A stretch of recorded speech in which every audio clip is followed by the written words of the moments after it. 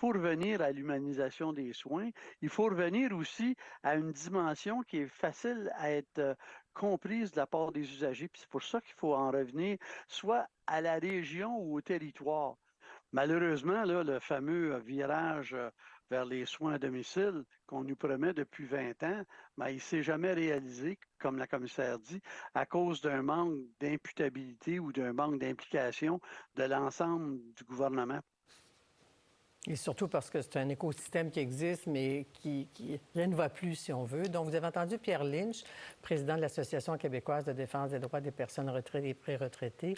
Il réagissait donc au rapport de la commissaire à la santé et au bien-être, Mme Joanne Castonguay. Son constat est clair. Le système de soins à domicile ne répond pas aux besoins de la population. Un exemple, 21 000 personnes sont en attente d'un premier service de soins à domicile en date du mois de novembre. Alors, imaginez, ils sont à la maison, ils attendent des soins, ils n'ont pas les soins. Qu'est-ce qu'ils font? Qu'est-ce que les proches aidants font? On sait tous que derrière chaque personne sur la liste, il y a des familles, des proches aidants qui sont en difficulté. Selon Mme Castonguay, une transformation du modèle s'impose, lequel elle le détaille dans son rapport. C'est mon invité ce soir. Bonsoir, Mme Castonguay. Bonsoir, écoutez, ce qui est fascinant dans votre rapport, parce que j'avoue, en 20, 30 ans de métier et plus, combien de fois j'ai abordé ce sujet-là, avec les mêmes promesses de refaire la proposition pour des soins à domicile. Puis on investit des milliards. Mais très tôt, vous nous dites que les 2 milliards investis, ça correspond seulement à un tiers des besoins. Donc, il faut revoir les choses. Qu'est-ce qui ne va pas dans le système? Bien, en fait, je commencerai par dire que la politique de 2003, qui était avant-gardiste à l'époque, elle n'a jamais été implantée. Mais les politiciens disent autre chose. Bien, en fait, quand on a fait une analyse, le tome 3, en fait, ça, c'est le quatrième tome de l'ensemble des travaux qu'on a fait sur les soins à domicile et portait sur l'implantation de la politique. Ouais. Et très peu des initiatives ont été implantées, des recommandations. 2003, ça fait 20 ans. Oui, exactement. 20 ans plus tard, puis la petite phrase ici, ça dit que l'actualisation de la politique laisse anticiper les mêmes écueils qu'en 2003. Mais en fait, c'est que les soins à domicile sont orientés sur le soutien de la perte d'autonomie. Alors que ce qu'on a de besoin, c'est de maintenir l'autonomie. Donc, vraiment d'axer sur... c'est de la prévention. Alors, vous parliez des personnes qui étaient en attente. Ces personnes-là perdent de leur capacité à partir du moment où ils ne sont pas capables de se nourrir correctement, où ils ne sont pas capables de se laver. Ça les précipite vers un besoin d'hébergement. Donc, ce qu'on pense, c'est que si on améliorait l'accès au soutien à domicile, ou même on améliorerait le maintien de l'autonomie. Quand on parle du maintien de l'autonomie, ce qu'on dit, c'est que ce n'est pas seulement la responsabilité du ministère de la Santé, c'est la responsabilité de l'ensemble de la société, de tous les ministères qui pourraient avoir un rôle à jouer pour améliorer la vie des personnes âgées. Est-ce que vous savez pourquoi on est devant les mêmes écueils? Bon, on ne l'a pas appliqué, mais pourquoi? L'incompréhension? C'est beaucoup de l'implantation. Et il y a tellement... Dans le rapport Le devoir de faire autrement, on parlait de l'emphase que le gouvernement mettait sur l'opération du système et très peu sur la gouvernance.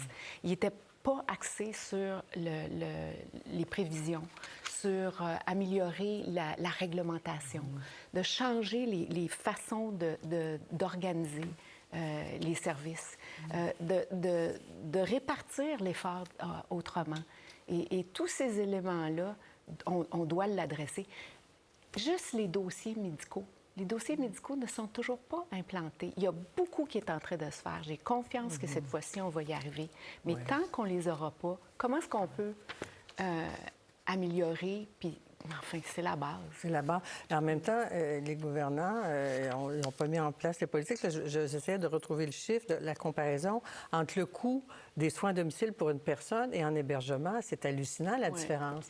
Est-ce que c'est quoi, de 19 000 par année versus 60 à 90 000 par année pour une personne? Ça coûte pas mal moins cher la maintenir à domicile. C'est des moyennes. Hein? Oui, mais quand c'est possible. Oui. Et ce qu'on dit, c'est que tant que le coût moyen d'héberger une personne, on devrait concentrer sur le maintien à domicile. C'est-à-dire tant que les besoins de la personne auraient des coûts équivalents à être hébergés, on devrait les maintenir ou favoriser le maintien à domicile. J'ose vous poser la question maintenant parce que le rapport est écrit pour le ministère de la Santé, mais là, on va avoir Santé Québec, on va avoir une agence, puis c'est censé être créé justement pour rendre les choses opérationnelles. Vous n'en parlez pas dans le rapport, dans ce que j'ai lu. Non, mais est-ce que vous avez espoir que ce que vous recommandez de revoir les choses pourrait être amélioré? Parce que c'est une agence? Bien, en fait, c'est que l'objectif de l'agence, selon le ministère, c'est de décentraliser, vraiment de donner une plus grande marge de manœuvre pour être capable de réorganiser. Donc, quand je parlais tantôt là, des fonds, tu sais, de la structure qui était figée puis qui était très difficile à changer, bien, l'agence va avoir une plus grande marge de manœuvre à cet égard. Bien, c'est l'objectif, en tout cas. À 300 000, ça va prendre un Top Gun. Et prenons les chiffres d'aujourd'hui. Vous dites les heures de service requises en ce moment dans l'ensemble des milieux de vie, c'est 335 millions d'heures. Puis là, vous déclinez les heures par CHSLD, c'est quand même beaucoup d'heures. Mais à domicile et résidence pour aînés, 234 millions. Quand on se retrouve en 2040, ça c'est demain matin, hein? C'est 365 millions d'heures à fournir. Et puis, on n'en fournirait que 37, selon vos prévisions. Bien, en fait, c'est des prévisions qui sont basées sur le modèle actuel. Oui. Et l'idée ici, c'est de voir comment ça nous coûterait. Qu'est-ce que ça voudrait dire en termes de construction? Donc, on dit que ça prendrait 2500 places en maison des aînés par année qui seraient construites jusqu'en 2040. On n'est pas parti pour ça, là. Et 9 milliards de plus par année. Donc, c'est peu envisageable.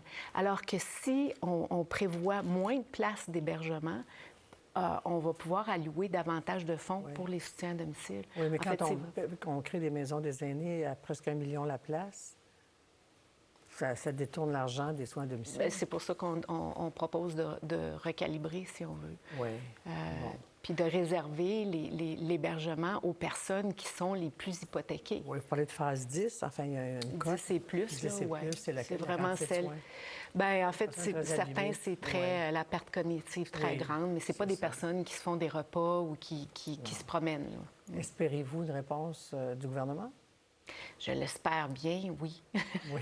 Effectivement.